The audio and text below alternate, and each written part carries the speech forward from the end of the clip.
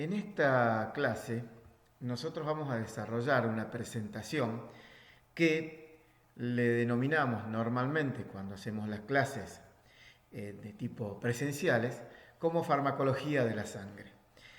En las clases presenciales siempre le decimos a nuestros alumnos que todo lo que decimos en cada una de ellas o lo que desarrollamos particularmente en este tema es lo que tienen que estudiar.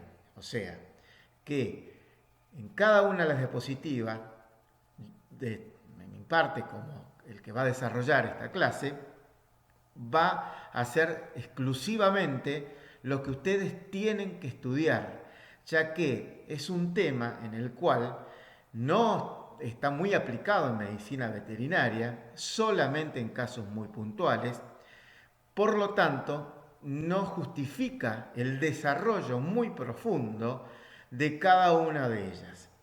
Por lo tanto, acá, en este caso, al tener la posibilidad de tener una clase de tipo virtual y una clase en la cual no solamente tener las diapositivas, sino el grabado de cada una de ellas de la clase, hace que puedan estudiarla de esta manera. Si en todo caso quieren de alguna manera desarrollar algo más o leer algo más, en el libro está bastante más extenso, pero no es lo que se va a evaluar ni tampoco justifica un estudio más profundo del mismo. Solamente como introducción, ya que ustedes lo estudiaron en fisiología, podemos decir que la sangre puede considerarse como un órgano del cuerpo compuesto por células suspendidas en un medio líquido. Ese medio líquido corresponde al plasma. Estas células, en realidad, son en su gran mayoría glóbulos rojos, también denominados hematíes o eritrocitos, los leucocitos, que ahí los podemos dividir en neutrófilos, basófilos, eosinófilos, monocitos, linfocitos, y las plaquetas. En el caso de los glóbulos rojos, dentro de lo que son, si tenemos en cuenta las células, van a formar prácticamente el 99% de las células y un 1% los glóbulos blancos. La gran función o la más importante función que tienen los glóbulos rojos o los eritrocitos es la de transportar oxígeno. Nosotros vamos a dividir esta clase en los denominados fármacos antianémicos y la farmacología de la coagulación. Si por alguna condición se deprime la cantidad de oxígeno que se aporta a los tejidos, va a producirse un aumento en el ritmo de la producción de hematíes. La suficiente oxigenación de los centros eritropoyéticos que se encuentran en la médula ósea no es un estimulante directo para aumentar esta producción de hematíes, sino que es un factor circulante en la sangre denominada eritropoyetina, que es la que va a regular la producción o el aumento de la producción del ritmo de hematíes. Aunque la eritropoyetina sea el mediador humoral principal o primario del incremento de la eritropoyesis, también existen otros factores que vamos a ver más adelante, como el hierro, oligominerales y la vitamina B12 y ácido fólico, que deben tenerse en cuenta para evitar las anemias. Después de haber realizado una pequeña introducción, lo que vamos a ver ahora entonces son los fármacos antianémicos. Y estos fármacos antianémicos, en realidad, lo vamos a ver, como les decía anteriormente, en forma muy resumida, que es lo que corresponde para su estudio, nada más que eso. Y dentro de esto, en primer lugar, que ya lo vimos en la diapositiva anterior, vamos a hablar de la eritropoyetina. La eritropoyetina entonces es un factor estimulante eritropoyético, por lo que explicamos anteriormente, y se va a producir en forma a la respuesta a una hipoxia de tipo renal. El hígado y posiblemente también algunos otros tejidos pueden contribuir en la formación de eritropoyetina. Pero el hígado es, por lejos, el principal productor o estimulante de la producción de eritropoyetina.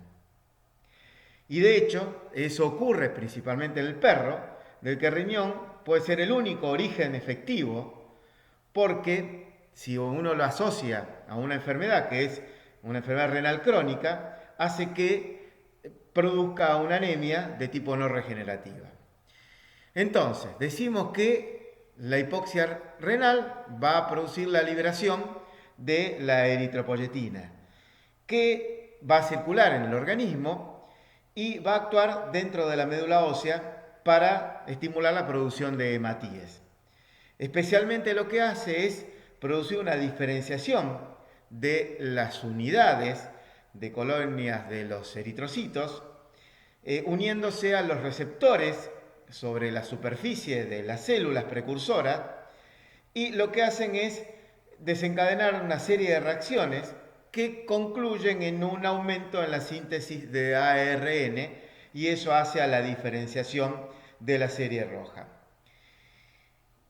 También hay que tener en cuenta que a veces la producción de hematíes puede ser inadecuada a pesar de una máxima estimulación de eritropoyetina.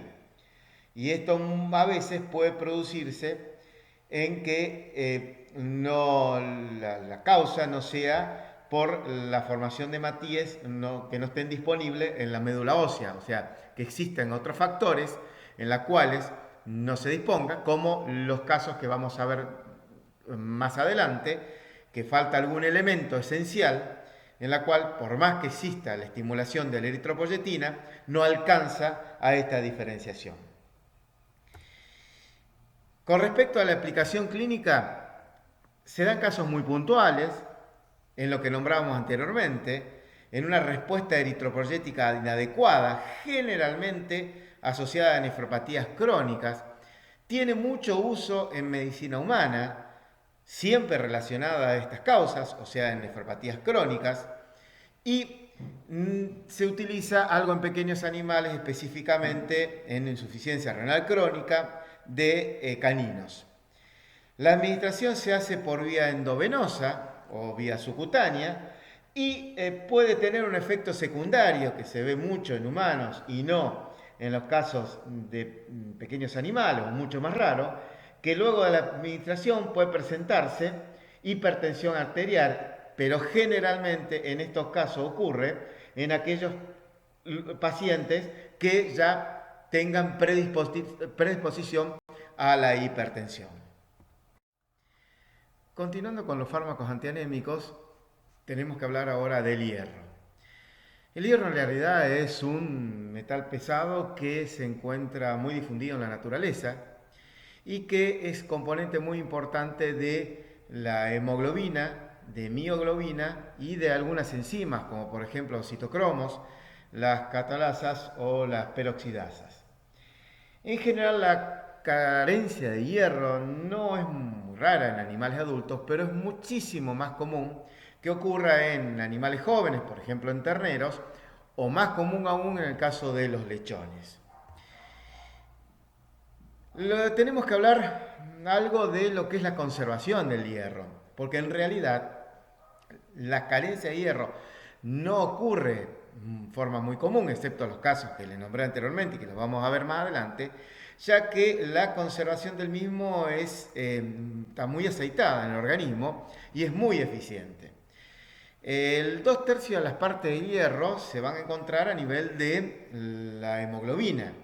Y cuando se produce la destrucción, la muerte de los glóbulos rojos, después de aproximadamente 4 meses, esto hace de que se metabolice esta hemoglobina y quede en libertad este hierro.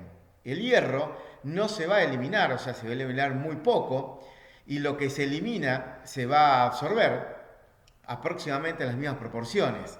Por lo tanto, es muy raro que ocurra la carencia, excepto por casos muy particulares que ya lo vamos a ver. Este hierro, entonces, que va a permanecer como hierro plasmático en el organismo, Parte también se va a depositar a nivel de hígado, que va a cumplir el rol de reservorio, y otra parte va a ir a nivel de la médula ósea para la formación de nuevos glóbulos rojos. La absorción del hierro se produce en el intestino delgado, principalmente en el duodeno, absorbiéndose en estado ferroso, y en las células epiteliales intestinales el hierro pasa a férrico. Se combina con la proteína apoferritina para formar ferritina. Desde allí, casi inmediatamente, pasa al torrente circulatorio, donde se conjuga con la globulina beta-transferrina para circular el hierro en forma de transferrina y de esa manera distribuirse en todo el organismo para llegar a los lugares de depósito o en todo caso a nivel de la médula ósea si es necesario para la formación de los glóbulos rojos. ¿En qué casos entonces se puede producir carencia de hierro en un organismo? Se va a producir cuando tenemos una hemorragia crónica, o sea, constantemente se va eliminando sangre, o en los casos de los lechones, como decíamos anteriormente, en los cuales los lechones tienen muy poca concentración de hierro en el organismo cuando nacen y además el aporte de hierro, a diferencia de otras especies, es muy pobre a través de la leche de la madre. Y más aún esto ocurre cuando en las explotaciones intensivas, donde los lechones se crían sobre piso de cemento y no sobre la tierra, por lo tanto es incapaz que absorban hierro a través de la misma, hace que después de la tercera semana de vida, en pleno crecimiento, y no existe el aporte preventivo de hierro, hace que se produzca el proceso de carencia de hierro y por lo tanto una anemia. Generalmente en estos casos el cuadro clínico es grave, siempre y cuando no se aplique, como decía anteriormente, la prevención a través del agregado de hierro, y lo que se va a producir es una anemia de tipo macrocítica hipocrómica. Los preparados farmacéuticos que se utilizan son sales inorgánicas de hierro, que se dividen en realidad en dos grupos muy importantes, que son las sales inorgánicas ferrosas y férricas. Dentro de las ferrosas tenemos sulfato ferroso y gluconato ferroso, que son solubles, fumarato ferroso, lactato ferroso, succinato ferrosos insolubles, y dentro de las férricas, citrato de hierro, hierro de estrano y hierro sorbitol. Por lo tanto, vamos a administrar hierro cuando la carencia del mismo sea para suplir el elemento esencial que falta para la formación de hemoglobina. Por lo tanto, el hierro va a actuar pura y exclusivamente en las anemias de tipo ferropénicas. Las sales principalmente solubles de hierro tienen una acción astringente, principalmente cuando la administramos por vía oral. Esa acción astringente que sobre el tracto gastrointestinal muchas veces no solamente lo que hacen es precipitar las proteínas, son también muy irritantes y aún corrosivas. Eso depende de la concentración y del tipo del compuesto. Entonces, estas sales de hierro a nivel gastrointestinal pueden producir constipación, pero a veces, como el daño o la precipitación de las proteínas es muy marcada, puede llegar a producir diarrea, una acción irritante y en algunas ocasiones vómito. Si nosotros lo administramos al hierro por vía oral, como decíamos anteriormente, la absorción se va a producir principalmente a nivel del duodeno. Las sales ferrosas son aquellas que se van a absorber mucho mejor a nivel o cuando lo administramos por vía oral. En el caso de que lo administremos por vía parenteral, las que mejor van a responder o las que se deben administrar son las sales solubles. Una vez absorbidas se van a distribuir. El principal lugar donde se van a distribuir y también van a servir como sitio de depósito es a nivel de hígado, de médula ósea, vaso e intestino. Con respecto a la excreción, podemos decir que la excreción va a ser baja. En algunos casos, por supuesto, cuando lo administramos por vía oral, puede ocurrir que las salos solubles puedan llegar a colorear los dientes o ennegrecer los dientes y colorear de negro las heces por la formación de sulfuro ferroso. En el caso de la excreción, como decíamos anteriormente, puede ocurrir que encontremos mayor concentración de hierro, principalmente a nivel de materia fecal, por supuesto, principalmente cuando lo administramos por vía oral, pero es hierro no que se eliminó, sino que es hierro que no se absorbió lo suficiente y por lo tanto atraviesa todo el tracto digestivo sin absorberse y va a aparecer en la materia fecal. Entonces, con respecto a la toxicidad, algo ya dijimos, lo más grave que pueden llegar a producir es vómitos, diarrea y cólicos, siempre y cuando lo administramos por vía oral. Cuando lo administramos por vía parenteral, por vía intramuscular, pueden llegar a aparecer induraciones o en el extremo caso abscesos y puede ocurrir, no es tan común, que puede llegar a producir hipotensión cuando lo administramos por vía endovenosa, principalmente el hierro de estrano, o también en algunos casos se ha podido observar que este mismo hierro de estrano produjo algunos casos, y en casos muy puntuales, reacciones de tipo anafilácticas. Otro de los fármacos antianémicos es la vitamina B12 o también denominado cobalamina. Existen diferentes formas químicas de la vitamina B12, cianocobalamina, hidroxicobalamina, metilcobalamina, adenosilcobalamina, que en realidad la que se utiliza como preparado farmacéutico es la más estable, es la cianocobalamina. Con respecto al origen natural de la vitamina B12, podemos decir que, o recordar, que no se encuentra en los vegetales, ni tampoco es generado por los animales superiores. Sí se encuentra en carne e hígado principalmente, pero sí es sintetizado por los microorganismos, principalmente, o sea, los microorganismos en rumiantes, los microorganismos ruminales, o también en el caso de los monogástricos, en los microorganismos que se encuentran a nivel de intestino. Con respecto a la farmacodinamia, o sea, cuál es la acción que tiene la vitamina B12 relacionado a lo que venimos hablando, o sea, en lo que es la anemia, en el caso de que existe una carencia, lo que no se va a producir es una conversión de los ribosanucleótidos en desoxirribosa, por lo tanto, va a haber una deficiente formación de ácido desoxirribonucleico. O sea que la vitamina B12 lo que hace es actuar en la conversión de los ribosanucleótidos en desoxirribosa para la formación de ácido desoxirribonucleico, que en las condiciones de insuficiencia, en los casos de los precursores eritrocíticos, que nos interesa en este caso, no van a madurar adecuadamente, por lo tanto se va a inhibir la multiplicación también a nivel celular. Básicamente lo que ocurre es que a medida que se van formando las células que van a generar posteriormente los eritrocitos, se va surgiendo una serie de divisiones celulares.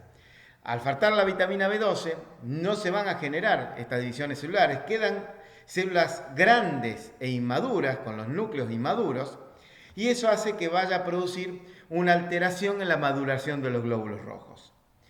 Esa alteración en la maduración de los glóbulos rojos nos va a producir una anemia de tipo, relacionado por supuesto a la hipovitaminosis, una anemia de tipo macrocítica y normocrómica, o sea, una anemia con células grandes, por eso macrocítica, pero con una concentración a nivel de la hemoglobina normal.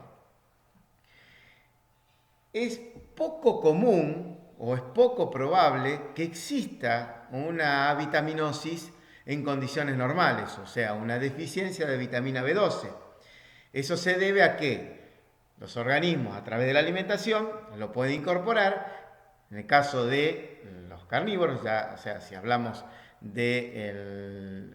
que consumen carne o hígado, y en el caso de los herbívoros, o sea, en el caso de los rumiantes, lo producen sin ningún problema a partir de los microorganismos ruminales.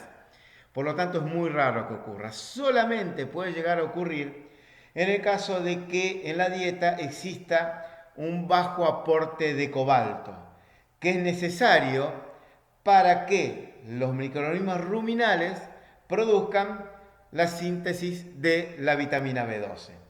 Entonces, eso hace que indirectamente se produzca una avitaminosis por deficiencia de vitamina B12.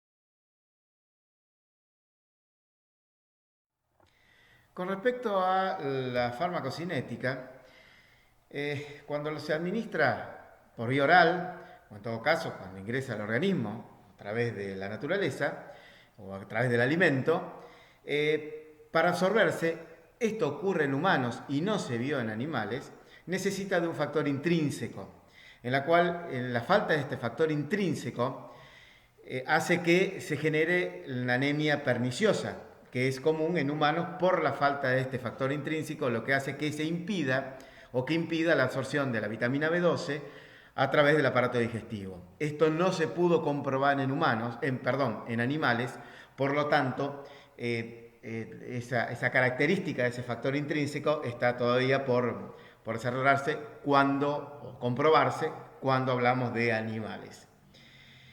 En el caso de la administración parenteral, cuando se necesita administrar por una hipovitaminosis, se va a absorber muy bien, principalmente la cianocobalamina, como decíamos anteriormente, y la hidroxicobalamina se absorbe más lentamente y perdura más tiempo en el organismo. Una vez que se absorbe, pasa a la sangre, se distribuye en el organismo, se va a distribuir en todos los tejidos y va a pasar a médula ósea, donde va a cumplir con la acción que nosotros vemos, o nos interesa en este caso, que es la de generación de los eritrocitos. Con respecto al depósito, se va a depositar a nivel de hígado, que es el principal depósito, y está comprobado que en humanos la cantidad que se va a depositar es suficiente para una duración de 2 a 3 años en el organismo. O sea que va a tener un margen de tiempo muy importante sin que se produzca un agregado de vitamina a través de la dieta durante 2 a 3 años. Por eso que decimos que las hipovitaminosis son muy raras en el caso puntual de la vitamina B12. La toxicidad es muy baja, tiene un amplio margen terapéutico. En este caso, el ácido fólico, también como fármaco antianémico, podemos decir que el ácido fólico tiene su origen en plantas verdes y también, como es una vitamina o dentro, lo podemos clasificar dentro de las vitaminas del grupo B, también lo va a producir la síntesis por microorganismos ruminales o los microorganismos, en el caso de los monogástricos, que se encuentran a nivel del intestino, como decíamos en el caso de la vitamina B12. Como va a actuar de la misma manera junto con la vitamina B12, va a actuar con la misma característica en la maduración de los glóbulos rojos. Por lo tanto, lo que nos va a producir, al igual que la vitamina B12, en el caso de una carencia, es una anemia de tipo macrocítica y normocrómica. O sea, con las mismas características que veíamos anteriormente con la carencia de la vitamina B12. Este tipo de anemia por esta hipovitaminosis o esta carencia de ácido fólico es muy raro en los animales que son normalmente alimentados. Solamente se ha podido observar algún caso de deficiencia de ácido fólico en equinos alimentados con raciones carentes de vegetal verde. También en algunos casos en perros con fármacos como antagonistas del ácido fólico Por ejemplo, algunos anticonvulsivantes, que ustedes ya lo vieron, como la fenitoína o la primidona, que se han visto en algunos casos anemias de tipo macrocíticas, perdón, que responden muy bien a la terapéutica por ácido fólico. También se han descrito algunas carencias de ácido fólico en porcinos y aves, donde son tratados durante mucho tiempo por otros antagonistas del ácido fólico, como son las sulfamidas. Con respecto a la farmacocinética, son sustancias que se van a absorber muy bien por vía oral o por vía parenteral, van a pasar a la sangre, se va a distribuir, llegando principalmente hacia el hígado y a la médula ósea, y ahí se van a transformar en ácido folínico, que es en realidad el verdadero principio activo. Se va a eliminar por riñón como ácido fólico y ácido folínico. Con respecto a la toxicidad, también tiene un amplio margen terapéutico, no produciendo una acción tóxica o ningún tipo de acción tóxica que tenga relevancia. Continuando con el desarrollo de la farmacología sanguínea, lo que nos corresponde ver ahora es farmacología de la coagulación sanguínea. Igual que lo que veíamos anteriormente, lo que yo ahora les voy a explicar, y lo que está grabado en cada una de las diapositivas y en todo el desarrollo del tema, es lo que ustedes realmente tienen que estudiar y tienen que saber para posteriormente rendir el examen final. No deben estudiar más de lo que está, en el libro está un poco más desarrollado, pero en realidad está más desarrollado porque es para saber un poco más en general, porque el libro no solamente es material de estudio, a veces material también de consulta, y en realidad en medicina veterinaria, cuando se habla de farmacología de la coagulación, los fármacos que actúan en los mismos o que se utilizan para tal fin, no es algo que se utilice en forma común, sino que en casos muy puntuales, no así en medicina humana, donde el uso de los mismos tiene una lógica aplicación mayor que en medicina veterinaria. Para eso vamos a hablar rápidamente de algún concepto de hemostasia, que en realidad ustedes ya lo vieron en fisiología, por eso lo vamos a pasar rápidamente. En el caso de que ocurra un trauma vascular o un traumatismo vascular, la sangre lo que hace tiende a salir, por supuesto, de su continente, por lo que se pone en marcha una serie de procesos para evitar dicho evento. Y eso es lo que normalmente se denomina hemostasia sanguínea. Y así existen 4 fases. La fase vascular, que normalmente lo que ocurre es una vasoconstricción. Posteriormente, a nivel de donde se produce la lesión, se produce la unión de las plaquetas, donde posteriormente esa unión de las plaquetas, junto con la fibrina, van a producir, pasando la fase plaquetaria, la fase de coagulación, y a lo último ya, cuando se unen los monómeros de fibrila, por reacción de la fibrina, la fase de fibrinólisis. Esto lo podemos ver en esta diapositiva, mucho más rápidamente, donde a través de un trauma tisular, donde se denomina ruta extrínseca, o sea, exterior, o un trauma a nivel de la sangre, interior, y una ruta intrínseca, se produce en los dos casos el complejo activador de protrombina. Este complejo activador de protrombina lo que hace es activar o pasar de protrombina a trombina, que es la activa. De esa manera actúa la trombina sobre el fibrinógeno, produciendo la unión en monómeros de fibrina. Así, de esa manera, cada monómero de fibrina se va uniendo a nivel del trauma, donde se produce el trauma, formando las cadenas de fibrina. Esas cadenas de fibrina posteriormente forman el coágulo. A medida que esto va pasando, por supuesto, esto no es un proceso inmediato, ustedes lo saben muy bien, sino que es un proceso que va a nivel del tiempo, o sea, por eso se denomina cascada de coagulación. Actúa también dentro de la formación del coágulo, junto con la fibrina y cada uno de los componentes sanguíneos, el plasminógeno, que lo que hace el plasminógeno es actuar sobre la plasmina sobre la formación del coágulo y produciendo lo que se denomina fibrinólisis. Entonces, la clase, ¿cómo la vamos a dividir? Lo que a nosotros nos interesa va a ser los fármacos que vamos a utilizar para que, como fármacos anticoagulantes, o sea, cuando se produce una coagulación intravascular, en los cuales los anticoagulantes los vamos a dividir en anticoagulantes in vivo, anticoagulantes in vitro y anticoagulantes que cumplen las dos funciones, in vitro e in vivo. Y los fármacos coagulantes, o sea, aquellos que se utilizan para evitar la salida de sangre o cuando no es muy bueno, o sea, cuando el organismo no tiene la capacidad total de producir la coagulación, como coagulantes de tipo tópico y coagulantes de tipo generales. Dentro de los anticoagulantes in vitro tenemos al oxalato sódico, citrato sódico y el edetato disódico o también denominado ETA. Todos ellos tienen un mismo mecanismo de acción que ser quelantes del calcio. O sea, lo que hacen es producir el atrapamiento del calcio, que es tan necesario para producir la coagulación sanguínea de manera fisiológica. Las aplicaciones que tiene son solamente aplicaciones para los casos de realizar, una vez extraída la sangre, exámenes físicos o químicos de la misma o a nivel de transfusiones sanguíneas. O sea, lo que se hace es colocar, por ejemplo, en un tubo de ensayo, se extrae la sangre para el examen físico-químico o se lo mezcla en los recipientes para tal fin en los casos de transfusiones sanguíneas.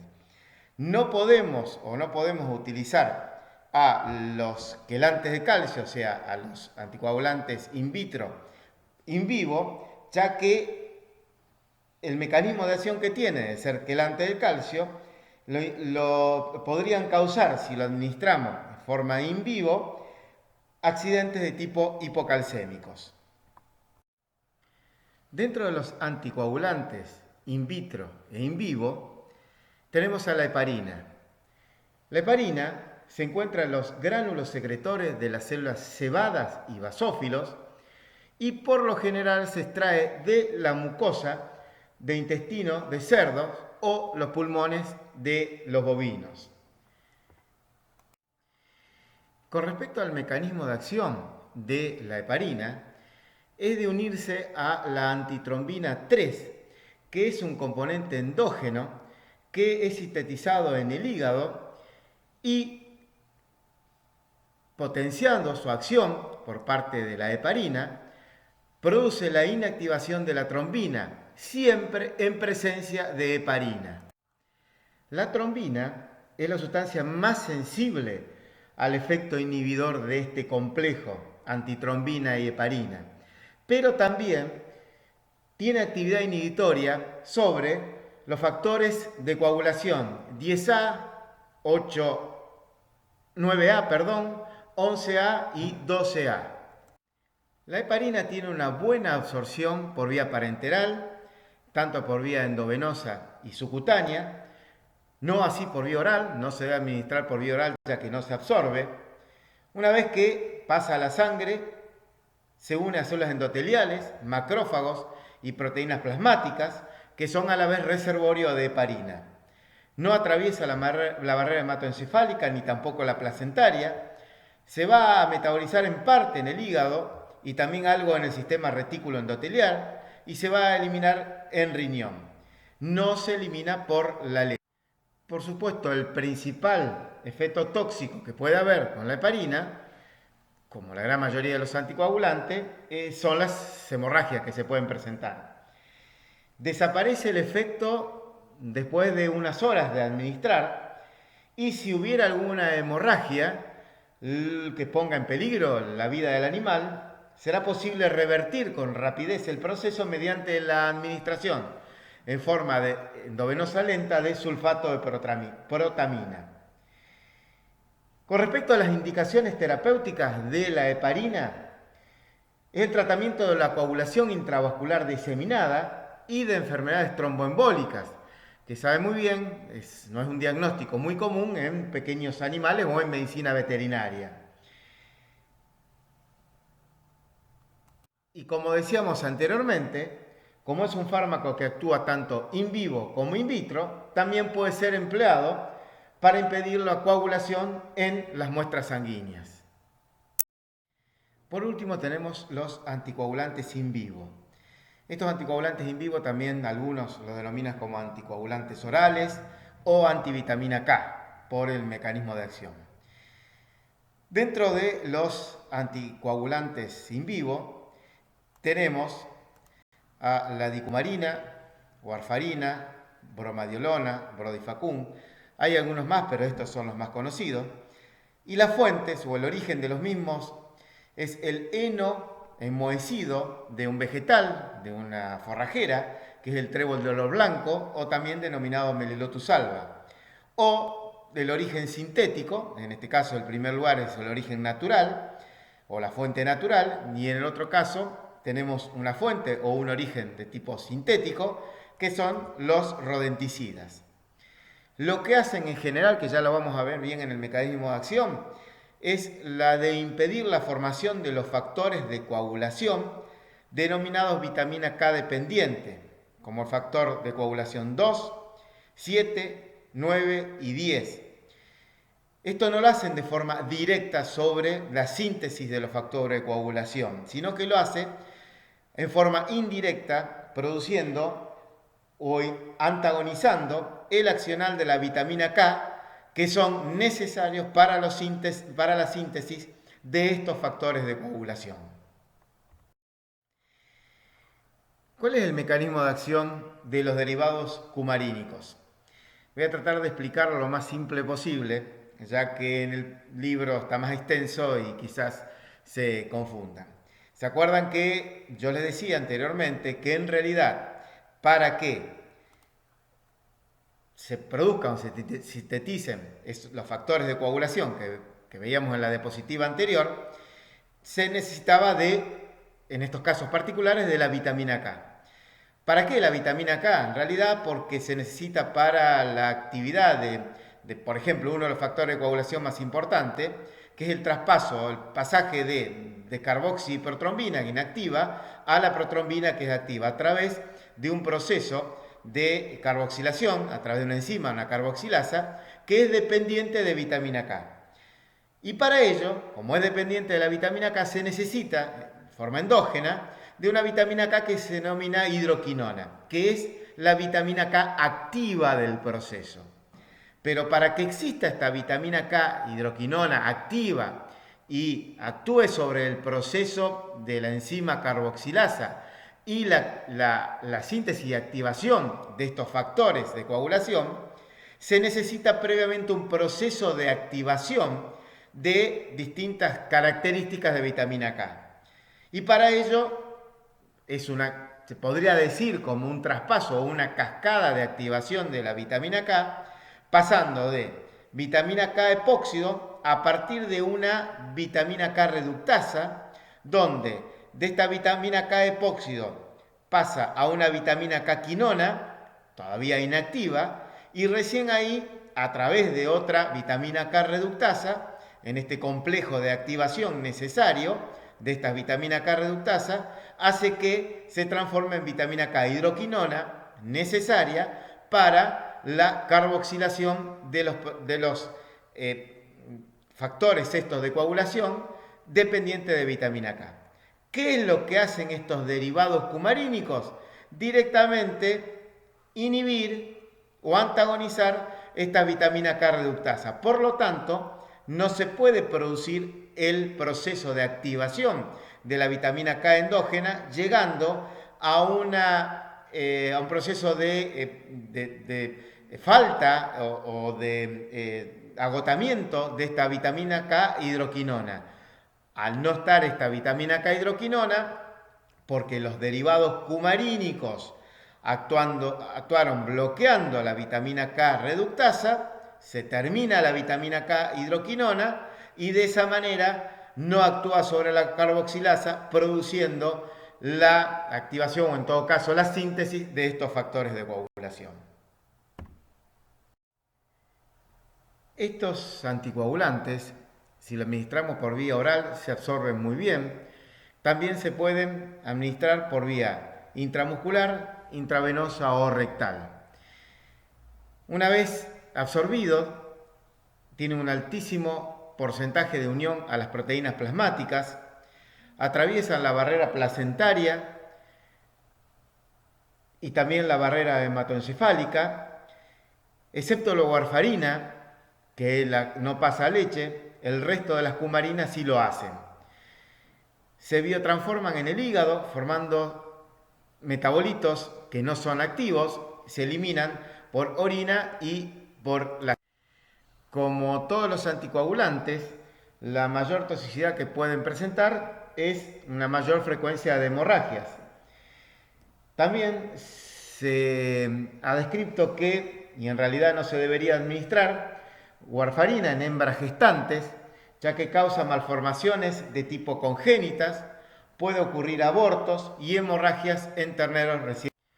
La principal indicación, que es en medicina humana, es la prevención y el tratamiento de las trombosis de tipo venosas. También de la misma manera se ha utilizado en caninos, felinos y equinos. Y recordar también que estos anticoagulantes in vivo se utilizan actualmente como rodenticidas. Los coagulantes o fármacos hemostáticos son fármacos que estimulan el proceso de coagulación. Los podemos dividir en aquellos que actúan en forma local o los que actúan en forma sistémica o general.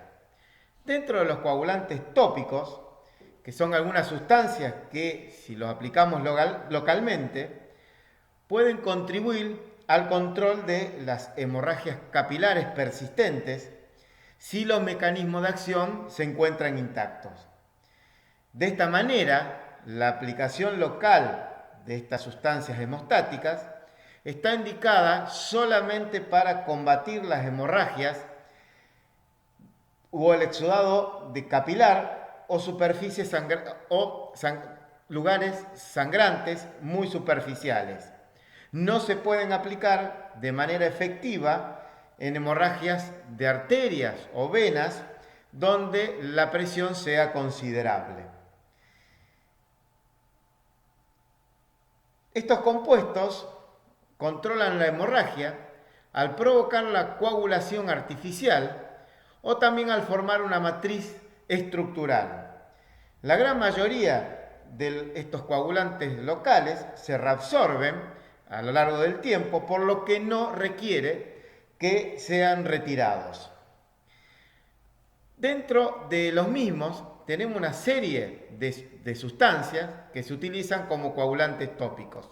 Los vamos a ir nombrando y voy a hacer un pequeño desarrollo muy resumido, que es solamente lo que ustedes tienen que comprender y saber para cada uno de los casos.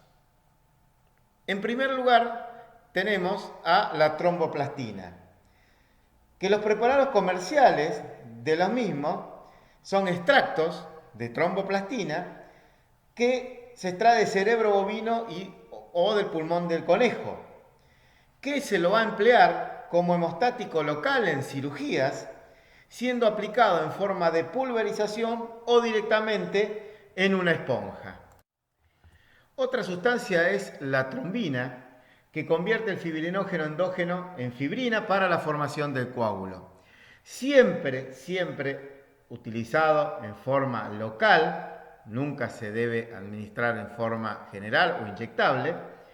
Es muy útil en hemorragias de tejidos parenquimatosos o también en casos de cirugía nasal. Se puede administrar en forma de polvo o en solución, en agua destilada o solución salina, o también puede ser adicionada a una esponja de gelatina absorbible o en espuma de fibrina. En el caso del fibrinógeno, en el cual se encuentra como un polvo blanco estéril y es fácilmente soluble en solución salina y se utiliza principalmente en membranas mucosas desnudas o como adhesivo en los trasplantes de piel. En algunos casos también está indicado cuando, por hemorragias muy profusas o muy importantes y ha habido salida masiva de sangre, para recomponer el fibrinógeno. Otro caso es la espuma de fibrina, que es una materia esponjosa en la cual básicamente lo que hace es ser una sustancia insoluble comercializada en tiras finas de esponja. Normalmente se aplica de forma directa mediante presión donde ocurre la hemorragia. Esta preparación actúa como una malla de tipo preformada que atrapa la sangre en un área superficial.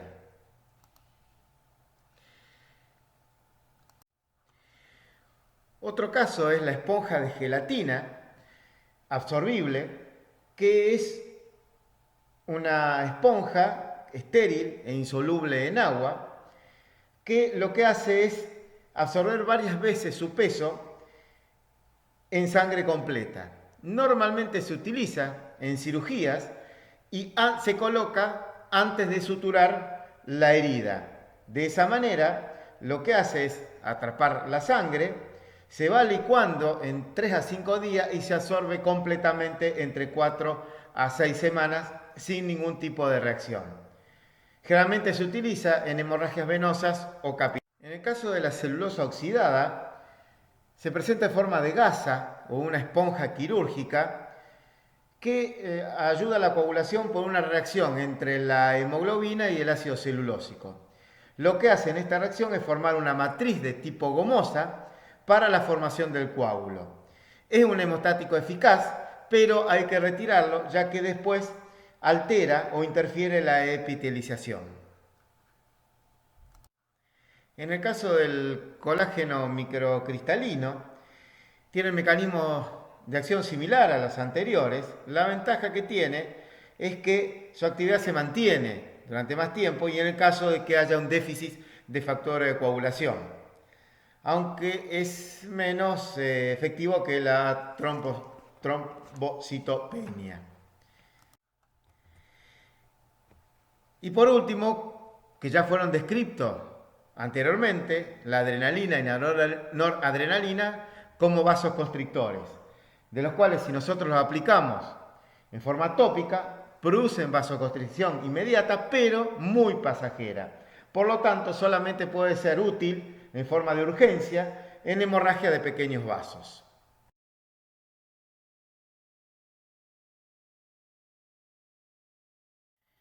Dentro de los coagulantes generales tenemos la sangre fresca o sangre entera también denominada, que están indicados en los tratamientos de urgencia o cuando existen síndromes hemorrágicos agudos, asociados también a deficiencias en los factores de coagulación o también en los casos de falta de plaquetas. El sulfato de protamina, que algo ya nombramos, que es aquel que impide el accional de la heparina, que lo nombramos cuando hablamos de heparina, que se encuentra normalmente en el esperma de ciertos peces, es una proteína que tiene una fuerte reacción básica y que se combina con la heparina, que es muy ácida, y de esa manera forman una sal estable que impide la acción del anticoagulante de la heparina. En el caso de la vitamina K, que eso también ya lo nombramos y hablamos bastante cuando hablamos en el caso de los anticoagulantes, vitamina K dependiente, vamos a decir algo breve, ya que vamos a hablar un poquito más correspondiente a la vitamina K. En cuanto a las fuentes de vitamina K, tenemos, como ya habíamos nombrado, la dieta, principalmente varios vegetales verdes presentan altos contenidos de vitamina K. Además, es producido por la síntesis bacteriana, que también eso ya lo nombramos. Dentro de la vitamina K podemos hacer una clasificación. Tenemos la vitamina K o fitonadiona, que es natural, la vitamina K o farnoquinona, que también es natural y el origen es de las bacterias. La primera, el origen es de los vegetales. Y por último, que es la sintética, que es la K3 o menadiona. Respecto a las características y al mecanismo de acción, esto también ya lo vimos y ha sido explicado muy bien en los anticoagulantes vitamina K dependientes, que hablábamos, para recordar algo, los factores vitamina K dependiente 2, 7, 9 y 10, y el mecanismo de acción es exactamente igual, nada más que nosotros habíamos visto qué es lo que producían a nivel de la vitamina K reductasa con el bloqueo de los anticoagulantes denominado comúnmente como antivitamina K o warfarínicos, o también que lo decíamos como anticoagulantes orales. Por lo tanto, no tiene razón de nuevamente explicar el mecanismo, ya que lo vimos anteriormente cuando explicábamos esa parte. Con respecto a la hipoavitaminosis K, es poco común, eso ya lo dijimos, lo hemos nombrado. En cuanto a la farmacocinética, va a depender del tipo de vitamina. Básicamente, cuando hablamos de la vitamina K1 y K2, que son muy liposolubles, se van a absorber muy bien por vía oral, también se absorben por las otras vías, nada más que en este caso, la K1 y K2, que son liposolubles, van a necesitar de la bilis para poder absorberse. En cambio, en el caso de la K3, no, al ser hidrosolubles no necesitan de la misma. También entonces se pueden administrar por vía subcutánea, intramuscular o endovenosa, dependiendo de las características de cada una de ellas y de las necesidades. Se van a distribuir, van a pasar por el hígado, donde es metabolizada. Básicamente la metabolización es de la vitamina K quinona, que se transforma en vitamina K hidroxiquinona, que es la forma activa de la vitamina, y entra en el ciclo que conduce a la biosíntesis de los factores de coagulación, que también lo nombramos anteriormente. Existe una distribución hacia la placenta, pero a veces ese pasaje hacia la placenta no es suficiente y en algunas ocasiones puede existir una hipoavitaminosis en el recién nacido. En cuanto a la eliminación, básicamente se va a eliminar por vía biliar y ahí a través de la materia fecal. Tienen un amplio margen terapéutico. En algunos casos, la K3 o menadiona ha llegado a producir nefrosis, está descripta, o anemia hemolítica, pero no es muy importante esto, por lo tanto,